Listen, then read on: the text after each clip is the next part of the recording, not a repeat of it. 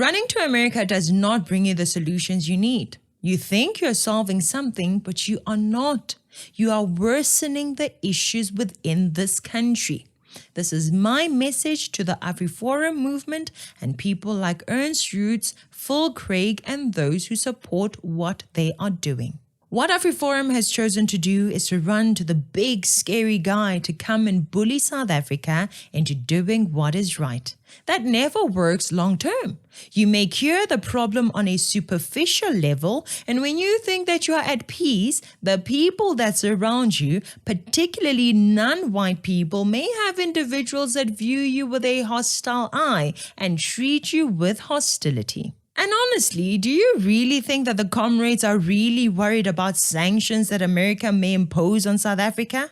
If you believe that, I suggest that you go down memory lane and remember Zimbabwe. The comrades mess up, they are sanctioned, the country suffers while they loot and continue enjoying perks. Meanwhile, the ordinary citizen suffers to put bread on the table. So what you are doing may bring a solution, but it is not the solution that we need, just a superficial one that comes with its own problems. Sanctions serve the comrades' agenda because instead of acknowledging their failings, they use a sanction as an excuse for their failings. They will, however, remain rich and get even richer while pinning the perils of the country on white people who got the sanctions imposed. Many people will unfortunately fall for these lies. So, what is the way to get South Africa the solution it needs? Well, let's take some lessons from the big scary America you guys are putting your hope and trust in. Not long ago, tough guy America had a lot of DEI under the Obama and Biden presidencies. Black women in particular have been the heartbeat of the Democratic Party for a long time, really shored you up in places like South Carolina. Are you committed to naming a black woman as your vice presidential running mate? I am not committed to naming any but the people I've named, and among them there are 4 black women. So that decision is underway right now. And by the way, black women have supported me my entire career. You all act like all of a sudden there was an epiphany in South Carolina. And so it is important that my administration, I promise you, will look like America, both as from vice president to Supreme Court to cabinet positions to every major position in the White House. It's going to look like America. It's critically important that be the case. I can guarantee you that. I committed that if I'm elected president, have an opportunity to appoint someone to the courts, I'll appoint the first black woman to the courts. It's required that they have representation now. It's long overdue. Secondly, if I'm elected president, my cabinet, my administration will look like the country. And I commit that I will, in fact, I'll pick a woman to be vice president. There are a number of women who are qualified to be president tomorrow. I would pick a woman to be my vice president. Just to be clear, you just committed here tonight that your running mate, if you get the nomination, will be a woman? Yes. Every White House component and every agency will be involved in this work because advancing equity has to be everyone's job. Today, I'll be shortly signing an additional package of executive actions to continue this vital work. Housing, for example. Housing is a right in America, and home ownership is an essential tool to wealth creation and to be passed down to generations. Today, I'm directing the Department of Housing and Urban Affairs and Urban Development to redress the historical racism in federal housing policies. Today, many people were given job positions that they did not qualify for simply because they were a certain gender or race. All New Tonight, call her Admiral. Former State Health Secretary Dr. Rachel Levine making history again. She is now the first female and openly transgender 4-star officer with the U.S. Public Health Service Commissioned Corps. Look, in the weeks ahead, I'll be reaffirming the federal government's commitment to diversity, equity, and inclusion and accessibility, building on the work we started in the Obama-Biden administration.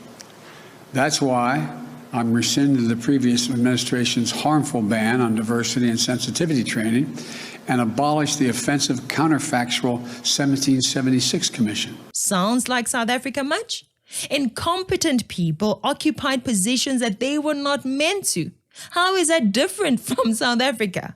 When was the last time you enjoyed movies without having to be force-fed leftist, communist, racist, and sexual identity politics? And I've seen a lot. But one thing I know for sure, a year into this position, representation matters. It matters at the White House podium. It matters on TV. It matters in movies, it matters in podcasts, it matters across platform and medium. In big scary America, Joe Biden was proud of himself for appointing the first female black deputy president regardless of her competencies. The press secretary was black and a member of the LGBTQIA community, and she rubbed it in the face of people as if that was the achievement. I am obviously acutely aware that my presence at this podium represents a few firsts. I am a black, gay, immigrant woman, the first of all three of those to hold this position. I would not be here today if it were not for generations of barrier-breaking people before me. I stand on their shoulders. If it were not for generations of barrier-breaking people before me, I would not be here. But I benefit from their sacrifices. I have learned from their excellence, and I am forever grateful to them. Representation does matter. You hear us say this often in this administration, and no one understands this better than President Biden. Many of us watching even from here, all the way from Africa, could see that this woman was incompetent. Instead of letting your skills talk for you, they allowed race and sexual orientation to speak for them. I just want to start by, I'm going to cry. Okay. Whew. I want to talk about my friend Karine. You've got to come up here. So, I just want to take the opportunity to celebrate and congratulate my friend, my colleague, my partner in truth, Karine Jean-Pierre, the next White House press secretary. She will be the first Black woman, the first out LGBTQ plus person to serve in this role, which is amazing because representation matters, and she is going to she will give a voice to so many and allow and show so many what is truly possible when you work hard and dream big, and that matters, and we should not we should celebrate that. Congratulations, and I can't wait to see you bring your own style and brilliance to this job. Love you, Jen. Love you. Love you. Qualifying Asian and white children were being left out of colleges and universities. The first case was filed against University of Washington Law School by a white student who was rejected and claimed the university prioritized less qualified students of color. Similar lawsuits filed by white students followed in 1978, 2003, and 2016, resulting in the Supreme Court ruling, which upholds that race can be kept as one of many factors, but not used as a quota system. Even the fact that when an Asian American student is applying to these universities and there's a slight doubt in their head that maybe my race might be used against me, maybe I didn't work hard enough, just even that thought being there is dangerous. Michael was rejected from his top choice universities, but he was accepted to 2 Ivy League schools. However, he chose to attend Williams College for undergrad instead. My dad ended up joining this fight as well. So my dad and a bunch of other leaders in the Asian American community formed the Asian American Coalition of Education. With that coalition together, they together filed a joint complaint against Harvard University. Since 2014, we have lots of progress. And I always ask my son and, contribute to the community, service for the community. I encourage Michael to speak out. That's not just for me and for us. It's for the community, for fairness for everyone. Michael and his dad are not alone in the fight against affirmative action. In October 2022, the Supreme Court will review 2 lawsuits against Harvard and UNC that could end race-based admissions practices altogether. And what makes these cases different from the affirmative action cases in the past? The plaintiffs are overwhelmingly Asian American. Do you see the similarities between the problems of South Africa and big scary America? Channels like CNN and CNBC were busy pushing propaganda and radical leftist lies, making it seem like the Democratic Party was for the working class and the marginalized, and that all white people or white Americans were racists. This happened over and over again. In South Africa, we have a group of politicians that are known to be plain fools, clearly pushing for racial division. People like Zuma and the Malemas. In America, you have the Obamas and the Bidens. Listen, you got to come see us when you come to New York, VP Biden. I will. It's a long way until November. We got more questions. You got more questions, but I tell you, if you have a problem figuring out whether you're for me or Trump, then you ain't black. Speaking to men directly, part of it makes me think that, well, you just aren't feeling the idea of having a woman as president. And you're coming up with other alternatives and other reasons for that. And so now you're thinking about sitting out or even supporting somebody who has a history of denigrating you because you think that's a sign of strength, because that's what being a man is, putting women down. That's not acceptable. That's not, this shouldn't even be a question. Race this and gender that. These are all issues found in America. In South Africa, we have children of politicians getting away with crimes of state capture and inciting violence. In America, Hunter Biden got away with many things he shouldn't have gotten away with simply because he was a son of Joe Biden. Do you see the similarities between us and your beloved hero, America? They smear many white people and anyone criticizing black people as racists. How exactly is America your hero as a South African? Here is Sunny Hostin calling black men, Cuban men who vote for Trump, ridiculous and crazy. You've got 53% of white women that voted for him in 2020. We've got to reach those women. We've got to reach those ridiculous, crazy black men that did vote for Trump. We've got to reach those people. Now, this is very important. When Americans saw that their country was decaying and rotting in schools and universities, on mainstream media, on the sports field, in the workplace, and even in government, what did they do? Did they run to Russia or China for help? Did they start writing to other nations and flying there to be heard? Did they run to Britain to beg for money in order to have an independent Texas? Did Ben Shapiro, Charlie Kirk, Mug Dice, or Candace Owens run to any of the nations begging for help in order to protect their nation from racist and communist policies? In order to bring an end to the incompetence, the corruption, and race quotas being implemented in private companies and government entities courtesy of the Biden and Obama administrations? No, they did not. They stayed in their country and started fighting against what was wrong in their country. They started going to universities and communities to educate the voters to stop voting for the communist, racist, and incompetent Democrats. I don't think that you've avoided religion when it comes to the Israeli conflict. And I don't know that you can be completely unbiased in the issue, given that, Well, I can be unbiased on the subject that the Palestinians have elected 3 terrorist governments to form a unity government with the stated goal of the destruction of the state of Israel and the murder of all Jews in the area. So that I can be relatively unbiased on. I think it's just depending on how he says it. It comes off and sometimes it comes off the way it's just way radical, too far out. But let's focus less on the rhetoric. When he was president, was he radical? Well, for example, Make America Great Again, that was a term that he took off from Adolf Hitler. Well, Hitler said make America great again? No, he said make Germany great again. Okay, so Hitler also had a dog. So does everyone have a dog? He got that. Hitler was a vegetarian. So are all vegetarians Nazis? It's a logical fallacy, right? I got you. I see what you're saying. Just to say that just because Hitler did it, therefore, no one can do those things since. Hitler loved classical music, for example.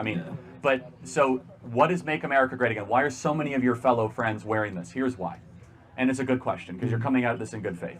It's because the people wearing these MAGA hats in this audience that are sitting through this, they know that they're about to enter into a country when they graduate that is far worse off than what their parents had. And that is deeply unjust. And how do you know that?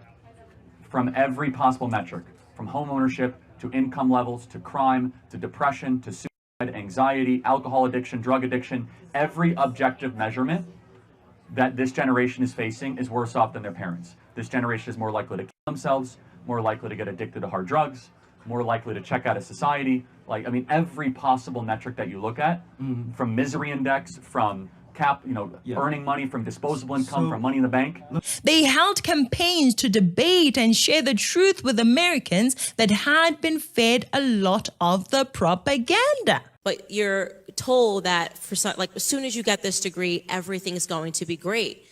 And that's not always true, especially if you're a major in gender studies. Let me tell you, and I am sorry, I'm not going to ask you to raise your hand if you're majoring in gender studies, because I do have nothing nice to say about that.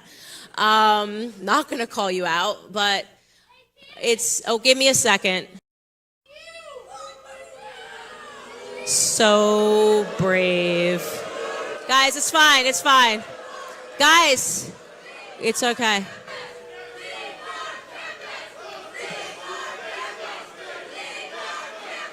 Okay, this is just a show.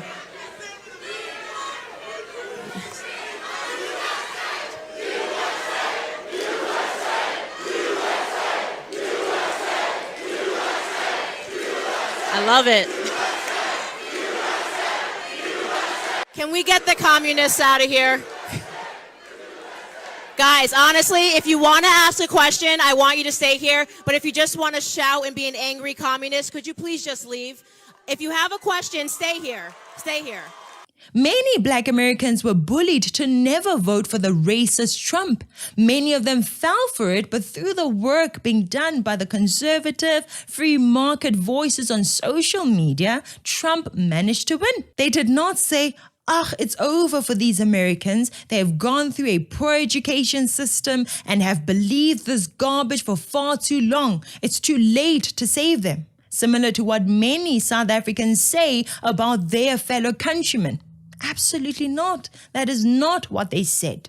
This thing of going with a begging bowl to other people is not an ANC issue only. It is an Afriforum thing too. They are a bunch of white people who do it too. Please give us some money so that we can create our own little paradise inside of South Africa. They don't want to believe that the damage done by the ANC can be reversed. The apartheid government did not prepare the Black people to vote. The ANC government made sure that the people do not learn to vote.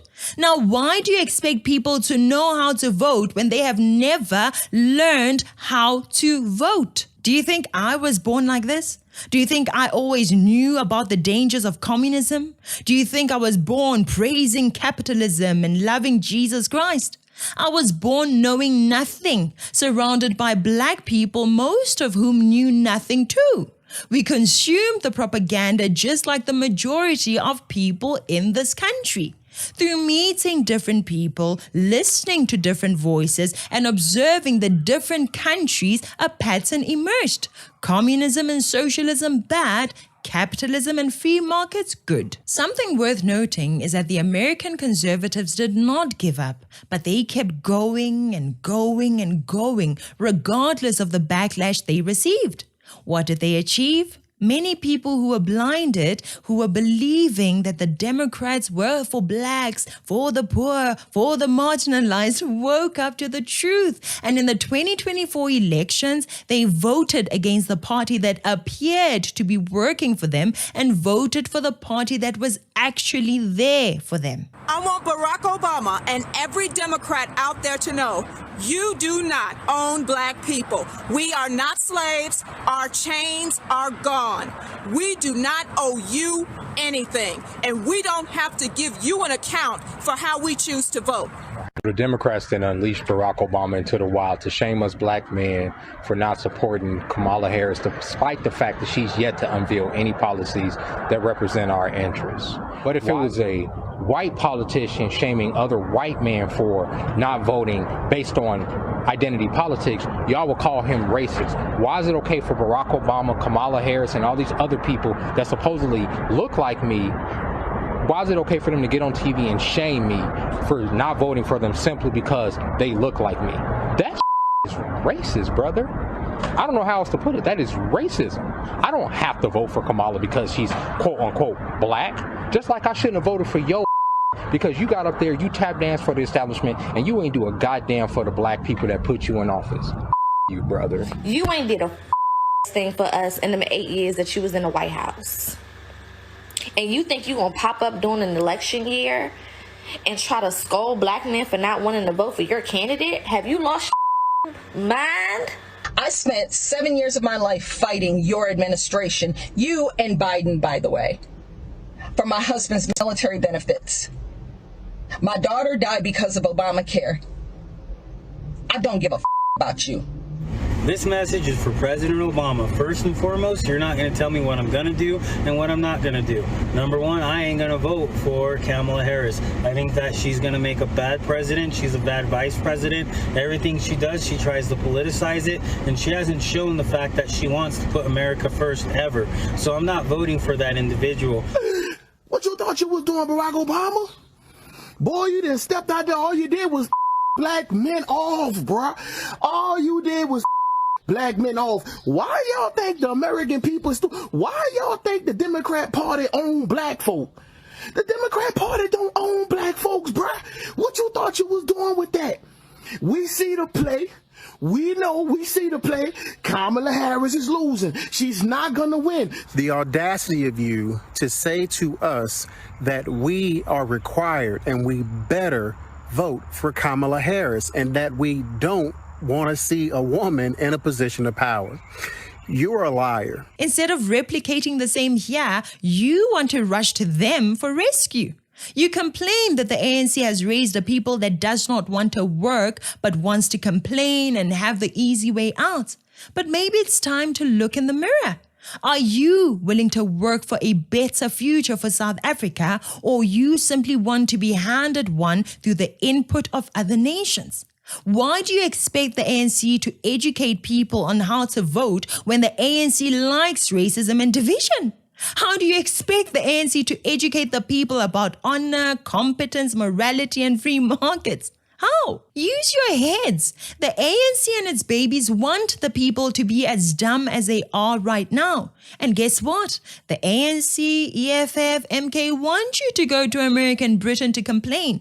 They want a reason to justify their racist agenda against you. If you ask the Americans to interfere with our internal matters, what happens? America funds someone inside to work against the elected government. The Americans can send CIA agents, as they have been known to do over the decades.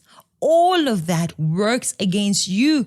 In fact, lies can start to be created against you. Morgan Tsvangirai struggled against Mugabe because the propaganda also labeled him a puppet of the West, plotting to kill Mugabe with assistance from Western powers. He even asked for sanctions, which were blamed for the poor economic conditions in the country. They have been talking about sanctions and not imposing any.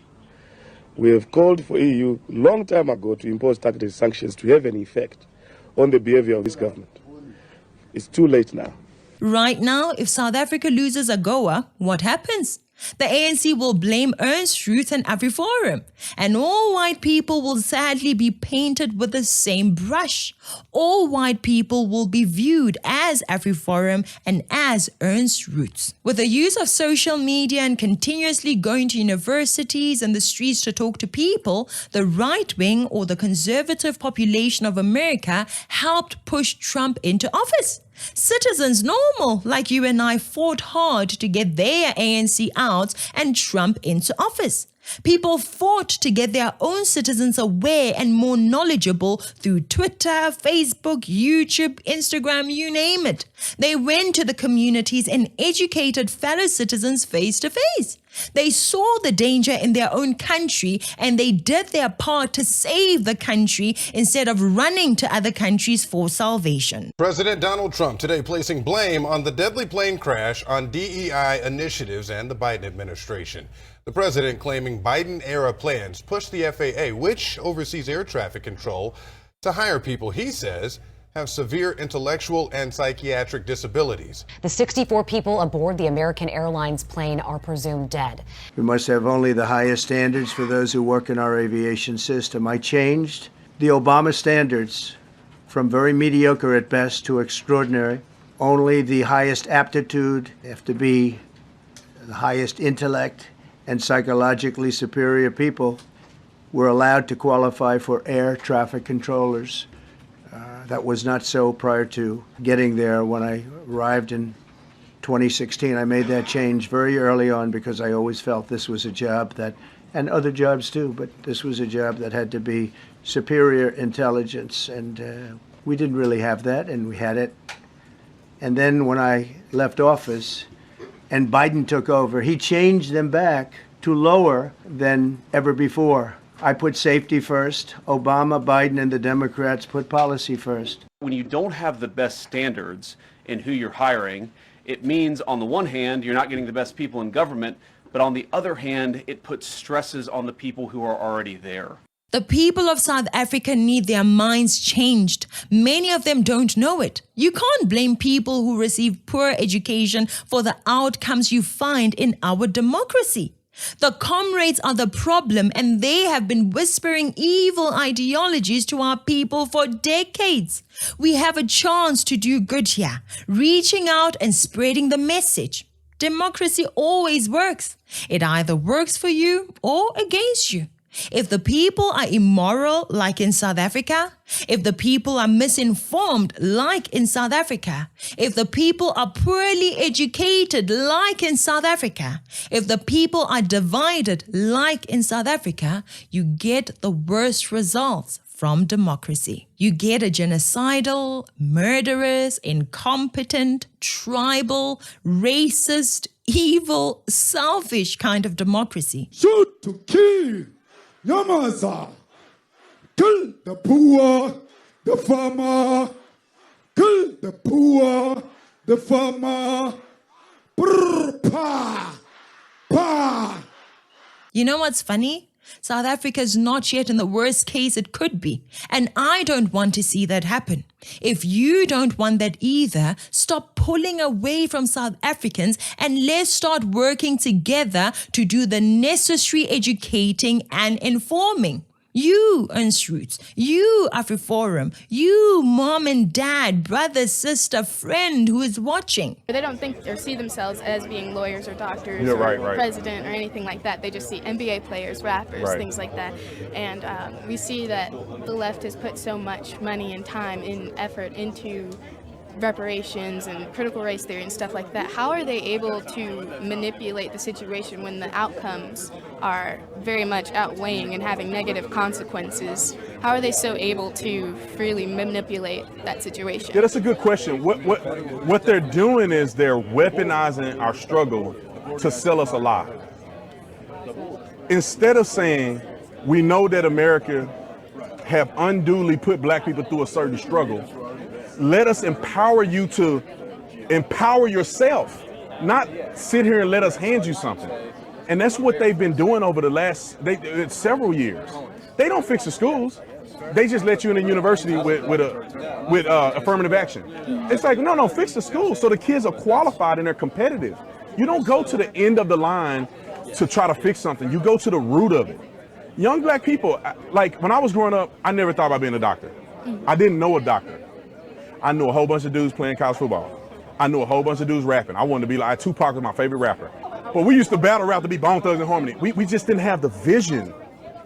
And it's unfortunate that that just gets perpetuated and celebrated time and time again. But what we have to understand and what needs to be preached is that there's life outside of just this glam of athletics and entertainment. We need to start finding other people to look up to than just LeBron. Like the young lady, and then I don't think she was black enough, but she didn't know who Ben Carson was. But if I asked her who Beyonce was, she'll tell me. And Ben Carson is far greater of an impact in American history than Beyonce could ever have. She makes music. Ben Carson is one of the most brilliant men to ever live out of any race of anybody. So I think that they've been playing us with the emotionalism and weaponizing our pain. Thankfully, the work of online content creators managed to yield the required fruit, and Trump won, and he has gone to war with leftist ideologies. America may be a tough guy, but clearly this tough guy has had a lot to deal with, and even today he is facing a bunch of issues of his own. It may not be the best idea to add yourself to the long list of issues he needs to deal with. Not only may you not be a priority, but also the solutions you get from that are not exactly what South Africa needs. The tough guy may bully on your behalf for some time, but at some point he needs to focus on his life and on his own problems. Elon Musk is under attack from the radical leftists right now because he stood up for what is right. They are going around burning and scratching Teslas because Elon helped Trump and because of the work that he's doing through the Department of Government Efficiency. That's a man who has more to lose than many of us in terms of possessions, but he chose a side and he put everything on the line. These are things they did to awaken the dumb, the stupid, the uninformed, the misinformed to stand up and defend their country. In New York, there were arrests after a demonstration at a Tesla showroom. Last week in Oregon, the windows of a dealership were shattered by bullets. And in Massachusetts, a Tesla charging station went up in flames. Us Tesla drivers are a little bit under attack. Back in Chicago, Ed, who asked us not to use his last name, was parked on Lakeshore Drive last month when he says his blue Tesla was vandalized, with a clear message to Tesla's co-founder, Elon Musk. And I look and I see in giant white spray painted letters, F Elon. You could probably fill in the blank. For what? It didn't affect Elon, and it's something that I had to deal with. A customer recently sent Zipperstein this video taken in Chicago that shows a white Chevy hitting the bumper, backing up and then accelerating again, damaging the car. The driver gets out. Tonight, more turmoil for Tesla. CEO Elon Musk live streaming an all-hands meeting Thursday, trying to reassure his employees as Tesla stock tumbles amid a Tesla takedown protest movement against the company. If you read the news, it feels like, Armageddon. I understand if you don't want to buy our product, but you don't have to burn it down. That's a bit unreasonable, Stop being psycho. The company that helped make Musk the wealthiest person in the world, now a target, seen by some as a way to demonstrate against Musk's politics and growing role in the Trump administration. How are you feeling right now in this moment as a Tesla owner? Embarrassed. I love the cars, and I really wish I could keep them, but I just can't be associated with that brand anymore. Edward Sanchez says he's looking to sell his Tesla after also just dumping all 150 shares of his Tesla stock. And he's not alone. Data from car shopping website Edmunds reporting that this month has seen the highest ever share of Tesla owners trading in their vehicles. But some taking the protest even further. Nationwide and even in Canada, multiple reports of Teslas being vandalized, some lit on fire. In Syracuse, this video showing a masked person defacing Sean Freed's Tesla, writing on it, "This car supports Nazis." Protesting is a right that we all have, but destroying other people's property is not. Meanwhile, many South Africans fail to do a fraction of that. We have Afriforum running to the Americans and to places like Australia. For what? To act like everything happening in this country is so unique it warrants their intervention. We have seen that even Americans suffered their version of BEE, their version of immorality, their version of corruption of the highest order. As citizens, we owe it to ourselves to preserve the good we have. We owe it to our future to bring the good we have never even enjoyed. We need conservation and morality to come back into our schools. That will not happen if we rely on America to give a few of us asylums and rely on America to strong-arm the ANC into doing what Afriforum. A transgender female inmate has been moved to a men's prison after impregnating 2 other biological female inmates. We're talking about Demi Moore, or Demi Minor rather. Don't want to make that mistake. Demi Minor. She was born male, but she started her transition as a woman in 2020. Minor has been blogging about her experience in the men's facility. She says she suffered physical and psychological abuse despite her own actions of getting women pregnant in the female facility.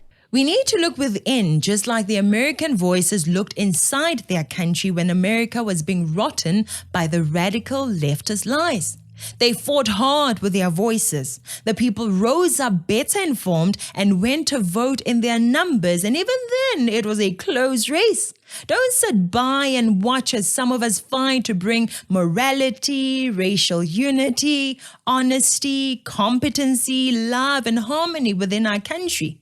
South Africa can be saved in the same way. It can be saved by us speaking and sharing these messages over and over and over again with those who do not yet know or those who do not yet believe the facts everywhere we go. Employees and employers discuss it at work. We have to fight in schools, teachers and students. Parents, make your children watch the stuff in your homes, discussing these things over dinner, making them understand what is at stake. The voter is the one that changes things for us. Bringing America is a recipe for problems. Ask Ukraine. America is to blame for what is happening there to a very great degree. For a long time, there's been a certain message in South Africa and the rest of Africa.